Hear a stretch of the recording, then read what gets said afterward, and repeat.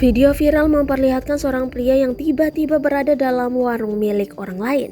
Pria tersebut diduga seorang maling yang hendak mencuri dalam warung. Hal ini terlihat dalam unggahan video akun Instagram @andreli48 Rabu 20 Oktober 2021. Terlihat dalam video, perekam yang merupakan pemilik warung melihat pintu warungnya yang terbuat dari kayu dicongkel dan terbuka. Ia pun mencoba membuka perlahan pintu tersebut. Tak disangka, seorang pria mengenakan kaos abu-abu keluar dari dalam rumah. Sang pemilik warung bertanya sedang apa di sini. Maling tersebut hanya menempelkan kedua tangannya seakan meminta maaf. Berulang kali, si pemilik warung bertanya, ia hanya melakukan hal tersebut. Tak berselang lama, ia berlari kencang meninggalkan orang yang memergokinya. Si perekam pun berteriak memanggilnya maling berulang kali. Dalam keterangan video dituliskan jika lokasi kejadian berada di Padawaras, Cipatuja, Tasikmalaya.